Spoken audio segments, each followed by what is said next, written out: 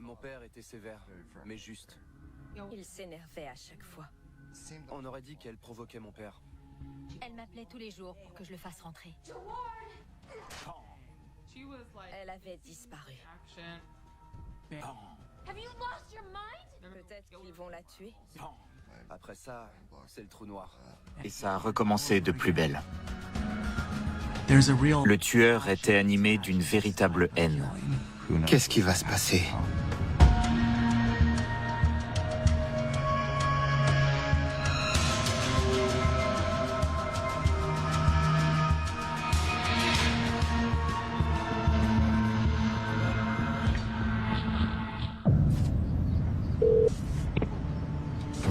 Emergency. It sounds like there's been a succession of gunfire. Le 11 février 2014, aux environs de 8 heures du matin, les urgences reçoivent plusieurs appels en provenance d'un joli petit lotissement de Fallbrook, dans la banlieue du comté de San Diego. There was some gunshots fired, 5 of them behind my house. Les voisins entendaient des coups de feu. C'était en début de matinée, en pleine semaine. C'était assez inhabituel. I've got shots fired near my home. 5 personnes ont prévenu les urgences qu'il y avait des coups de feu. 3 more shots. Oh my God! It's just. Can you hear it? Personne ne savait ce qui se passait. How many shots did you hear? A total of, I want to say, upwards of 10. Quelque chose avait troublé la tranquillité du quartier en pleine semaine. C'était angoissant.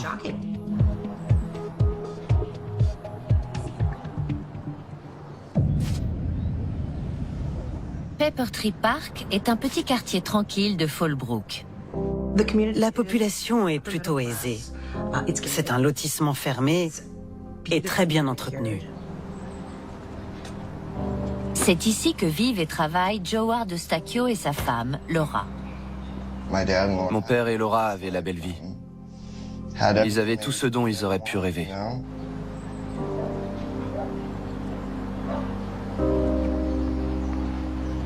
Laura était recruteuse pour la garde nationale et agent immobilier. Mon père l'aidait à installer des pancartes devant les maisons pour ses visites et s'occupait de la paperasse. Ready? Work here is done. Papa était retraité de l'US Air Force. Avec Laura, il commençait à se faire un nom dans l'immobilier. Ils avaient l'air heureux, déterminés et ambitieux. Les gens aimaient leur compagnie parce qu'ils étaient comme un modèle. Ils formaient une bonne équipe. Joward est proche de ses 2 fils issus d'une précédente union, Jordan et Keanu. Ils vivent avec leur mère dans un autre état. Laura et Joward ont 2 autres enfants, Daniel et Sophia.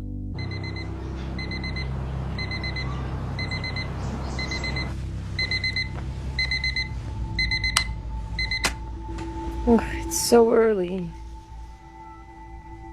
I'm taking the kids to the park.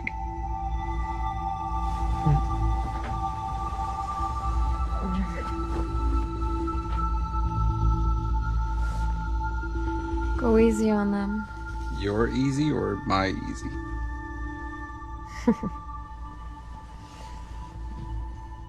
Mon père était sévère, mais juste.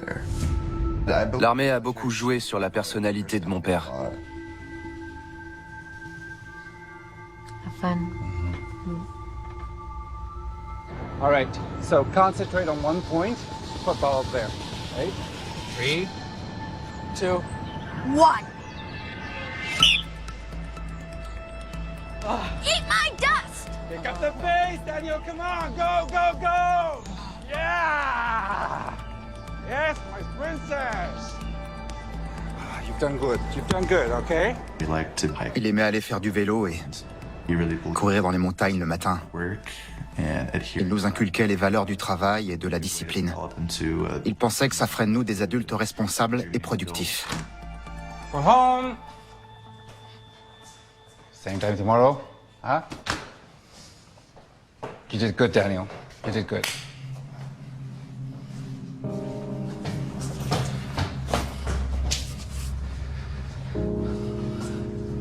What's wrong?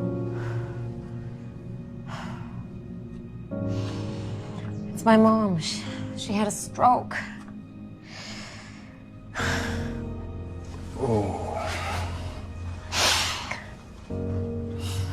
Is she gonna be okay? Yeah, I hope so. I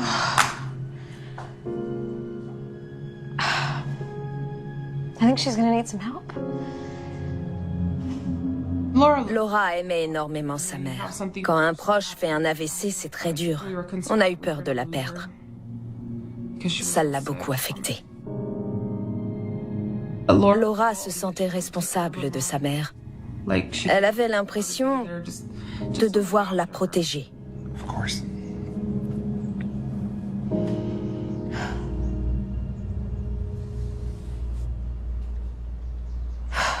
Je crois que mon père n'avait pas très envie de s'occuper de Cynthia, mais Laura était sa femme et il respectait sa décision.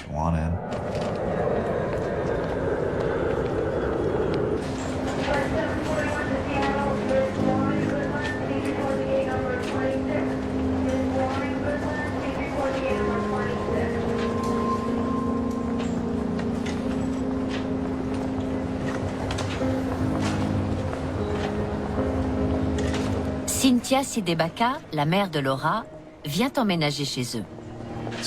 Cynthia a changé du tout au tout. C'était le jour et la nuit comparé à avant son AVC. Elle avait encore des séquelles. Elle boitait. My baby! Oh, you look so good. Oh, I really don't. Oh, look at this. Thank you. Laura était ravie que sa mère vienne habiter chez elle. It's good to see you, Cynthia. Hi, Jaward. I'm really hungry. Can we get something to eat? All right. Let's go. How are you? Good. Yes. They're great.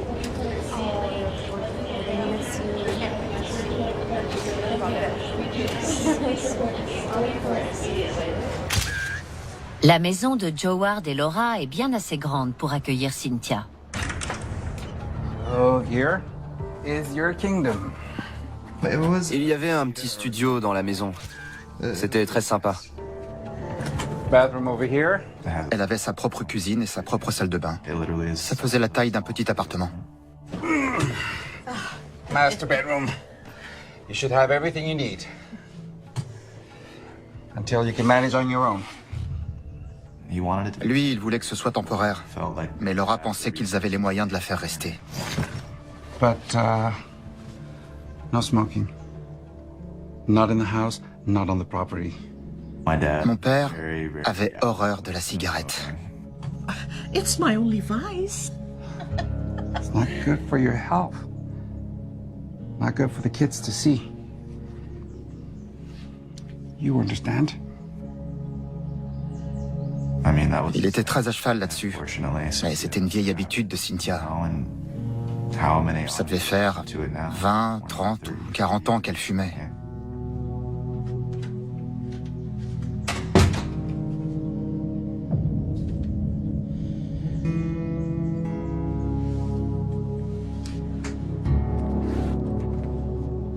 Depuis son AVC, elle n'avait plus conscience de qui elle était vraiment.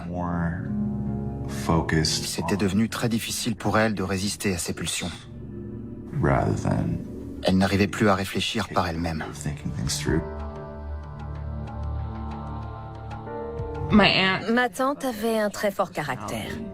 Au bout du compte, elle n'en faisait toujours qu'à sa tête. Elle enfreignait les règles. C'est là qu'ils ont commencé à se disputer. Elle faisait ce qu'elle voulait et se fichait de ce qu'on lui disait.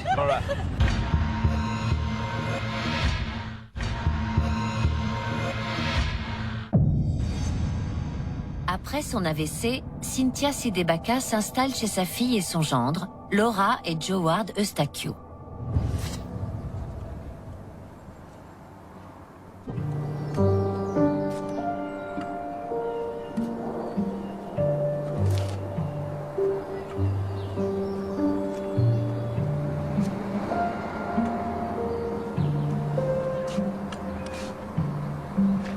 Les semaines passent et Cynthia respecte les règles de la maison. Du moins quand Joward la surveille.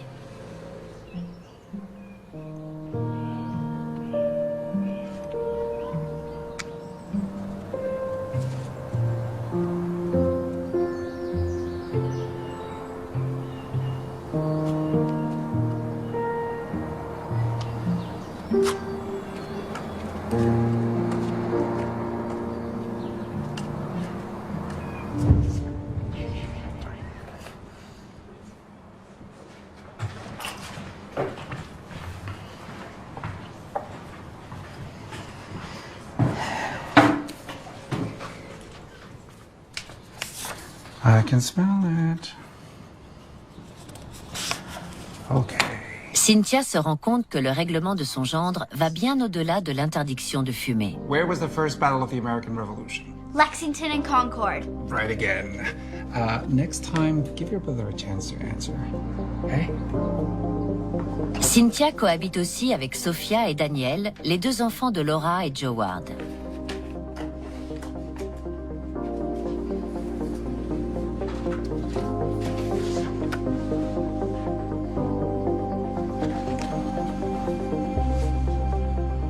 What's this?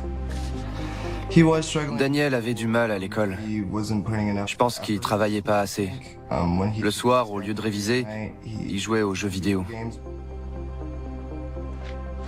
You're better than that, Daniel.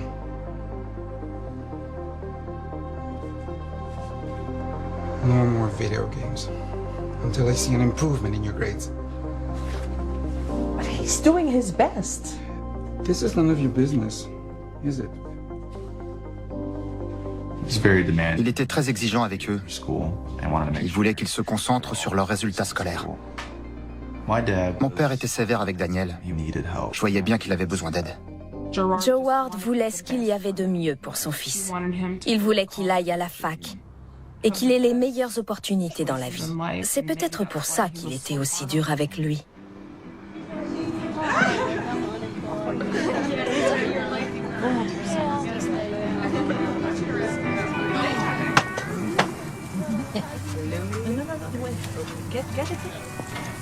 What a spread. Sarah. Glad you can make it. Le Joward que je connaissais était très gentil avec moi. On n'était pas très proches. Mais à chaque fois qu'on se voyait, il était très poli avec moi. Il était gentil et serviable. C'était un bon cuisinier.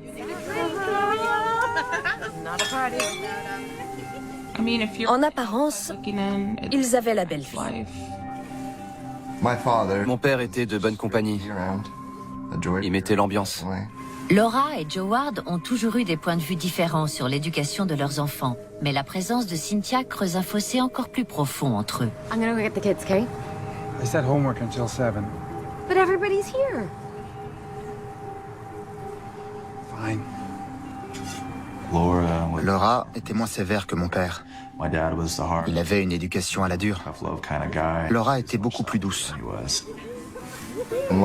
Laura était sympa. Elle était cool.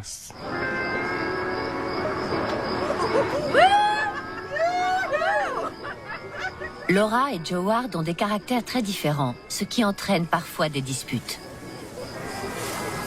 Laura est quelqu'un de drôle, de pétillant. Généralement, c'est elle qui met l'ambiance quand on fait la fête. Elle aime danser, profiter de la vie, s'amuser. Laura? Enough. Well, maybe you should loosen up.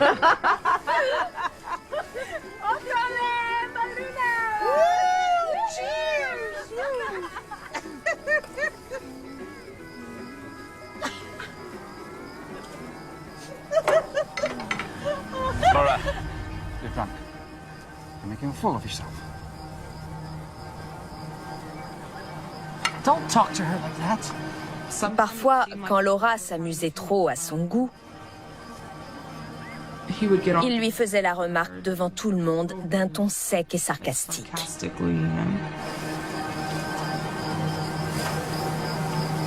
Ma tante prenait toujours le parti de sa fille parce que Laura avait peur de provoquer son mari. Quand elle le faisait, il s'énervait à chaque fois.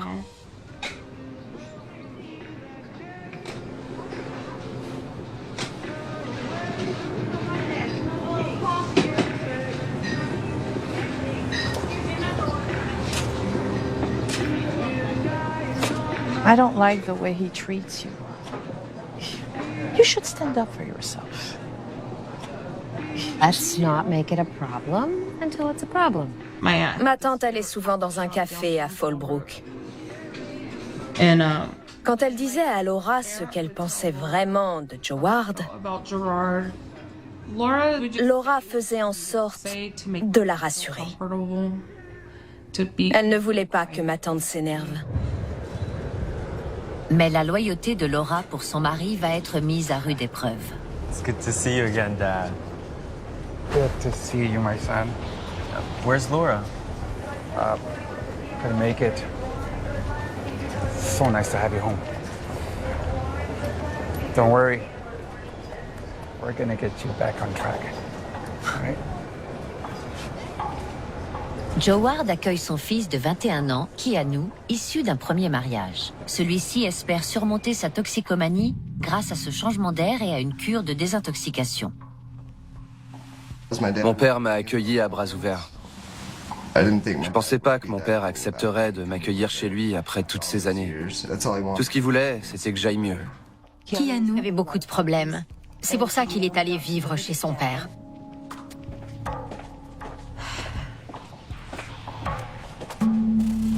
So, this will be your room while you're here.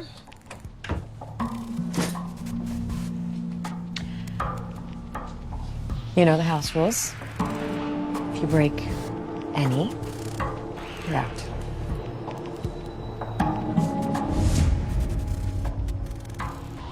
Laura ne voulait pas de drogue chez elle. Ça se comprend. Elle l'avait laissé emménager, mais elle m'appelait tous les jours pour que je le fasse rentrer. Keanu détestait qu'on lui donne des ordres. C'était le vilain petit canard de la famille. Il restait tout le temps dans sa chambre. Il ne participait pas à la vie familiale.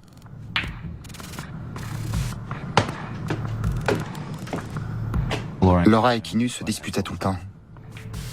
Ils se sentaient rejetés.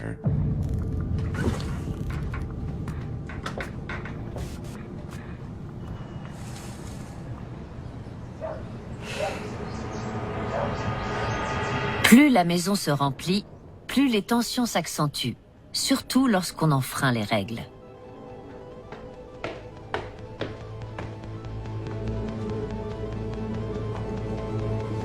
Daniel était censé faire ses devoirs, mais quand mon père est allé voir ce qu'il faisait, il jouait aux jeux vidéo sur la console. Daniel, what the hell are you doing?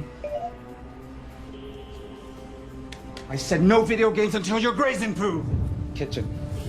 Homework now.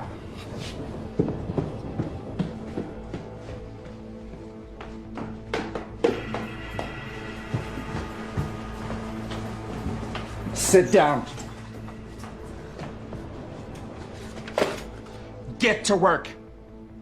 C'était peut-être la seule éducation que Joward connaissait. Certains parents ont eu une éducation stricte et reproduisent ça sur leurs enfants. Do you think you're helping him?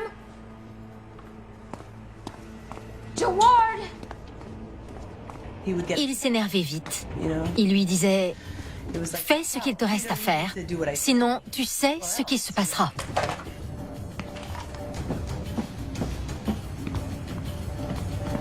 What are you doing?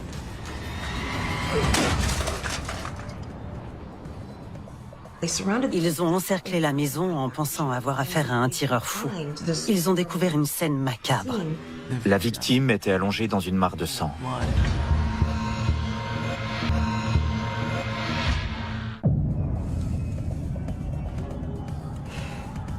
Alors que son autorité de chef de famille vient d'être remise en question, Joward explose de rage contre son fils Daniel. Have you lost your mind? Mon père a jeté la console par la fenêtre et elle s'est explosée par terre. Mon père ne voulait pas qu'ils perdent leur temps. Pour lui, c'était inconcevable de ne pas être productif. Je lui disais, laisse ton fils tranquille. Sois moins dur avec lui. Cynthia, la grand-mère de Daniel, semble être du même avis. What happened? I hate him. I hate him. Oh.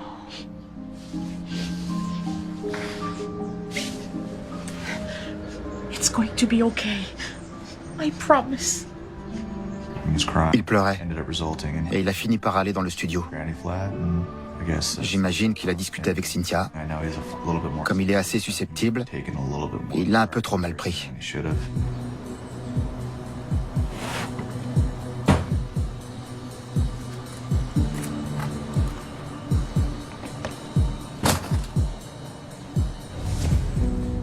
Cynthia enfreignait les règles et Joe Ward s'énervait. Daniel, please go inside.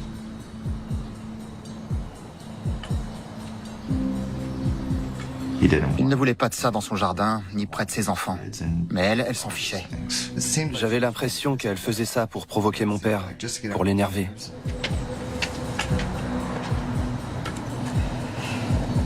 Cynthia, please. Put the cigarette out.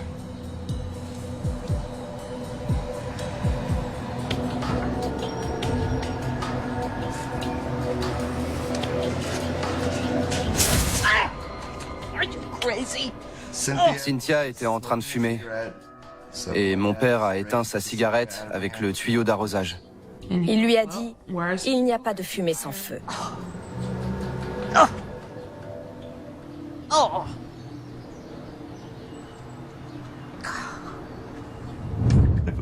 Keanu et moi, on a préféré en rire.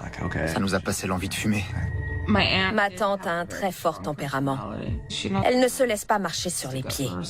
Elle dit ce qu'elle pense. Quand elle n'est pas d'accord avec quelqu'un, elle le fait savoir.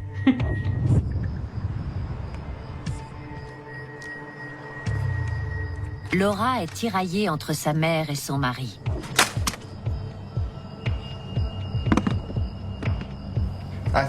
Laura se sentait un peu coincée. Elle ne savait pas pour qui prendre parti.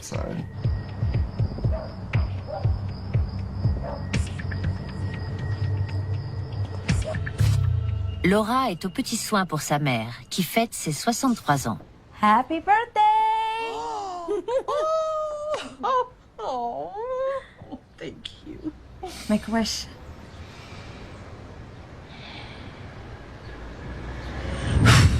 Joe Ward s'occupe de Keanu, qui se bat contre sa toxicomanie. Breakfast ready. No time. Gotta go. Keanu. I know I can be difficult, but I'm really proud of you, son.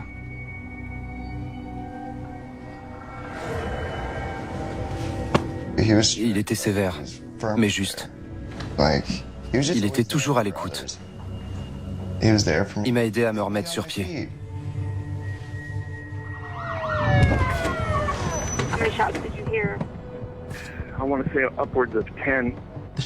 Les policiers sont arrivés sur place. Ils n'ont pas tout de suite su d'où venaient les coups de feu. Personne n'avait l'adresse exacte de la fusillade. Ils constatent vite que les tirs proviennent de chez les Eustachio. Ils ont encerclé la maison en pensant avoir affaire à un tireur fou. Il y avait des traces de sang sur la terrasse, ainsi que sur l'encadrement et sur la poignée de la porte de derrière.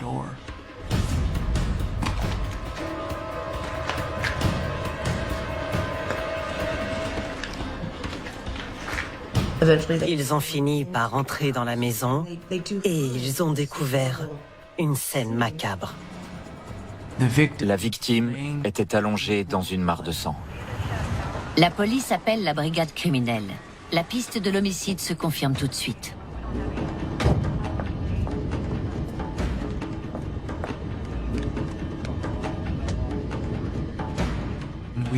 Un homme était mort. Il y avait plusieurs scénarios possibles. Un cambrioleur s'était peut-être introduit chez lui et lui avait tiré dessus. Mais les enquêteurs n'ont trouvé aucune trace d'effraction. Il n'y avait ni vitre cassée, ni porte forcée. Seule la porte de derrière était criblée de balles. Les enquêteurs ont donc exclu la piste du cambriolage.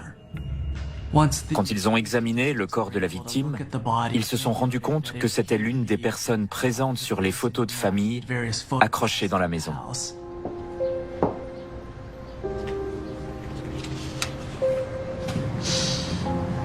Looks like our victim. Ils ont établi que la victime était Joward Eustaquio. Joward avait reçu plusieurs balles. Le fait que le tueur ait tiré sur la victime à 12 reprises prouve qu'il le connaissait et qu'il voulait sa mort. Le meurtre avait une dimension personnelle. Le tueur était animé d'une véritable haine. J'arrive devant chez Laura et je vois des rubans de signalisation. Je me demande ce qui se passe.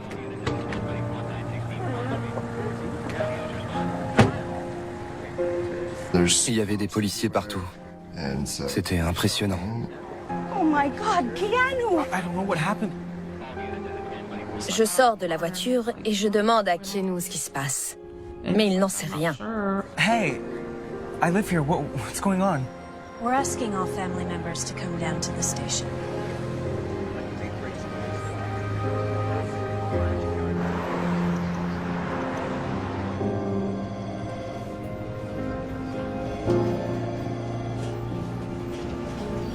La famille se réunit au commissariat du quartier.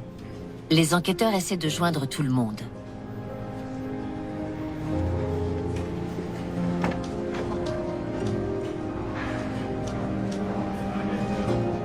Une fois réunis, les Eustaquio apprennent la mort tragique de Joward.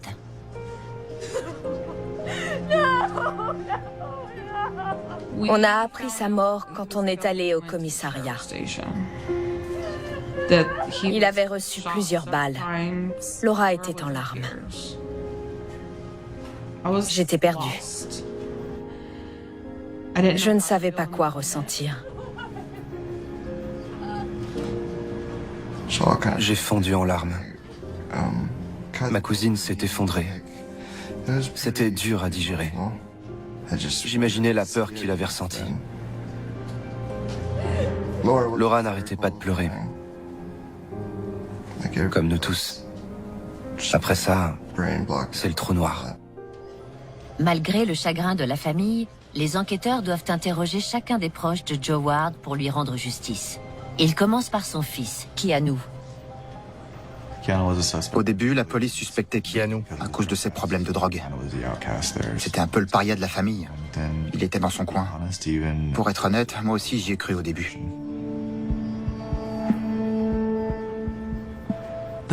Son addiction à l'héroïne a tout de suite attiré l'attention de la police. Les héroïnomanes ont souvent un mode de vie qui entraîne des comportements marginaux et une attitude suspecte. Keanu avait l'air nerveux pendant son interrogatoire, ce qui pouvait être un signe de sa culpabilité. La police le considérait comme un suspect.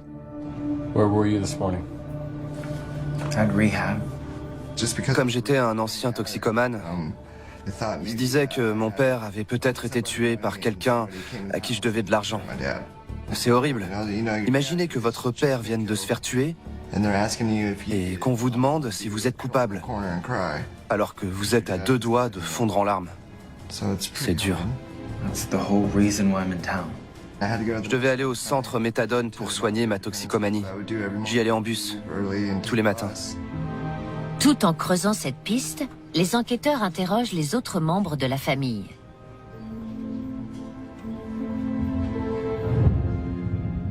Au début, j'ai cru que c'était Laura. J'ai honte de l'avouer, mais je me suis tout de suite dit... Mais qu'est-ce qu'elle a fait? J'ai pensé, au lieu de le quitter, elle l'a tué. Take me through your morning.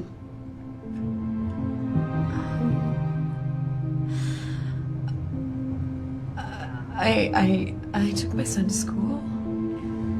L'alibi de Laura tient la route. Laura et Daniel n'étaient pas chez eux à l'heure du meurtre. Daniel était à l'école et Laura venait de le déposer. I'm really worried about my mom. We're looking for her. Ma tante n'avait pas de téléphone. Elle ne savait pas s'en servir. Au début, j'avais peur qu'elle soit morte aussi. Et si on l'avait enlevée? Ou pire? She has a favorite coffee shop. Do you know the address? It's 33 Main Street. Thanks for your help. I'll take you back out to the waiting room. We may need you again. At this point, La police avait déjà interrogé tous les proches de la victime. Mais un membre de la famille restait toujours introuvable. Les enquêteurs voulaient interroger ma tante parce qu'elle avait peut-être été témoin de ce qui s'était passé dans la maison. Elle avait disparu. Je me demandais où elle était passée.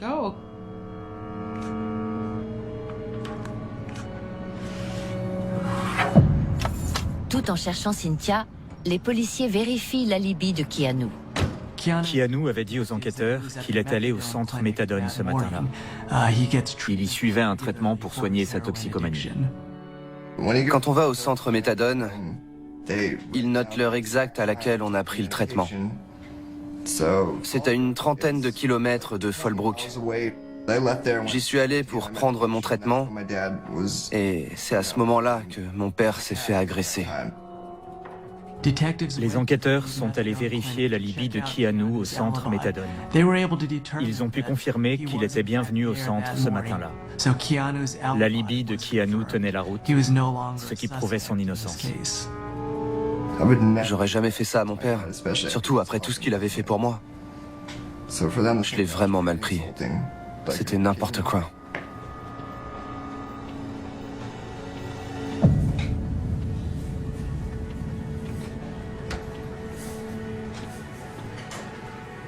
Keanu est rayé de la liste des suspects et la police retrouve la grand-mère disparue qui fête son 63e anniversaire.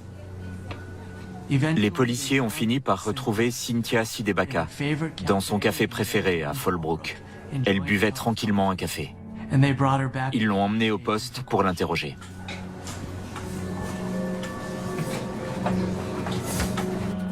Quand elle est arrivée au commissariat, Madame Sidebaka semblait ignorer ce qui s'était passé le matin même. Elle avait l'air âgée et fragile. Les policiers ne voulaient pas la brusquer, mais il fallait qu'ils lui annoncent la nouvelle. Well, unfortunately, Laura's husband has passed away. Laura's husband was killed. Elle avait vraiment l'air sous le choc. Elle a gémi et elle a poussé un cri de désespoir.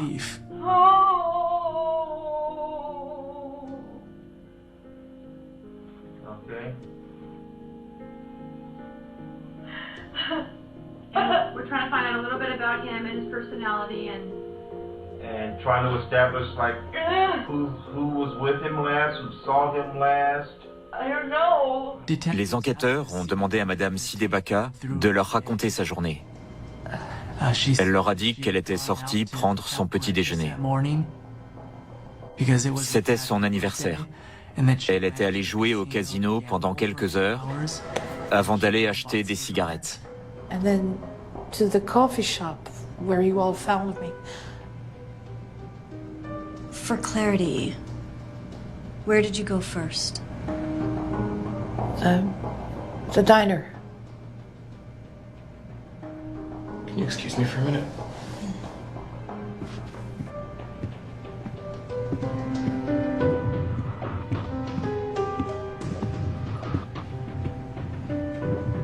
Did you have a customer today named Cynthia Sidebaka?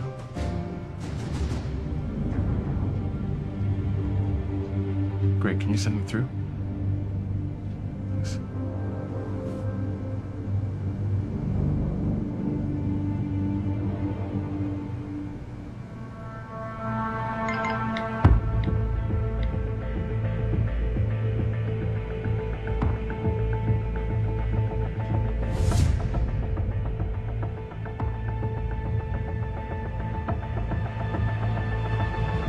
Les enquêteurs ont vérifié son alibi. Elle avait bien été dans tous ces endroits, mais après l'heure du crime. Que s'est-il passé? Quelque chose l'a fait disjoncter. J'ai entendu Laura crier. Elle a crié de toutes ses forces. Pourquoi?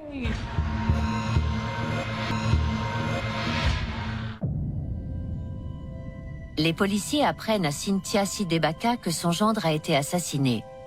Mais quand ils examinent son alibi de plus près, ils se rendent compte qu'il ne tient pas debout.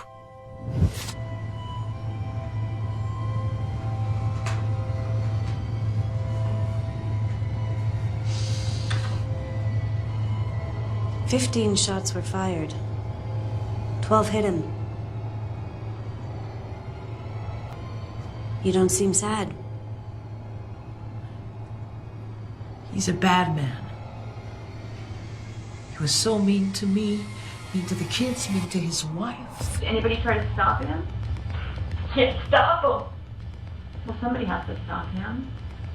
Somebody stopped him. That's right. Somebody stopped him. It sounds like somebody had to stop him. Or I did. I did. I was guilty. okay. Somebody had to stop him. I did. Okay. Is he dead? You tell me. Gotta be dead. You think he's dead? I hope so. We're gonna stop right here. All right.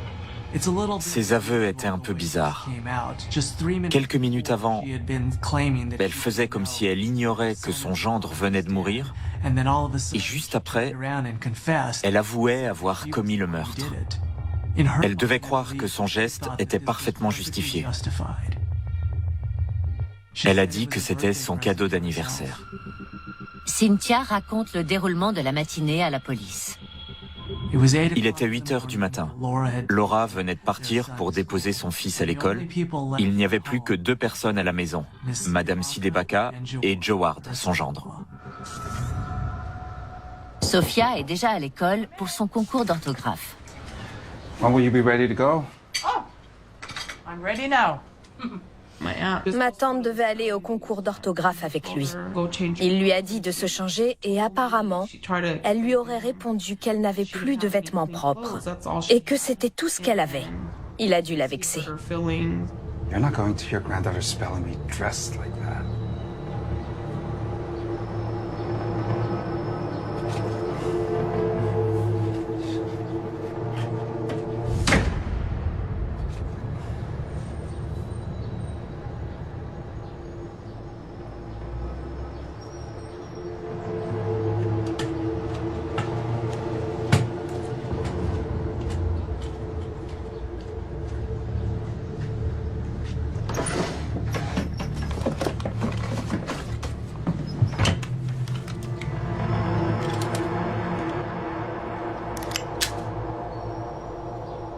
Que s'est-il passé? Quelque chose l'a fait disjoncter. Elle est retournée voir Joe Ward. Il venait de ramasser le linge et ne s'attendait pas à la voir arriver. Elle s'est mise en face de lui, a braqué son revolver sur lui et elle a tiré.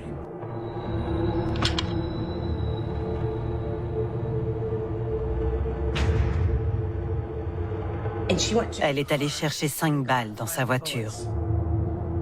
Elle a chargé son arme et a tiré 5 fois. Pan, pan. Elle a vidé son chargeur sur lui. Joe Ward était toujours en vie et a réussi à ramper à l'intérieur de chez lui. Il a même fermé la porte à clé pour se protéger. Il ne voulait pas mourir. Il avait plusieurs raisons de vivre. Ce qui me choque le plus, c'est qu'elle soit allée recharger son arme 2 fois.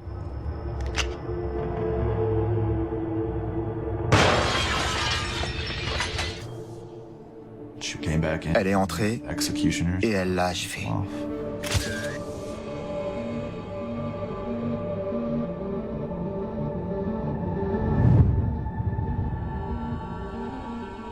Les enquêteurs font venir Laura en salle d'interrogatoire pour pour lui annoncer que sa propre mère a tué son mari.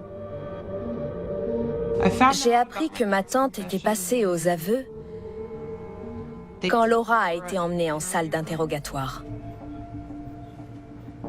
D'un coup, j'ai entendu Laura crier.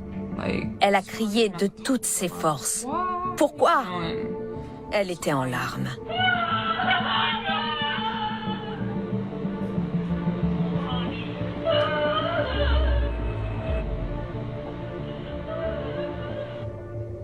J'ai entendu Laura lui demander « Pourquoi tu as fait ça ?» Je me suis dit « Bon sang, c'était ma tante !» Madame Sidebaka répétait « J'étais obligée ». Elle a pris Laura dans ses bras. C'était la dernière fois que Laura voyait sa mère avant qu'elle soit incarcérée. Laura a perdu son mari et sa mère dans la même journée. Laura aimait Joward. Elle ne s'est toujours pas remise de sa mort. Elle souffre beaucoup. Ce n'est pas une situation facile. Joward voulait ce qu'il y avait de mieux pour ses enfants. Si seulement les choses avaient été différentes, Laura serait toujours avec lui aujourd'hui. Elle l'aimait.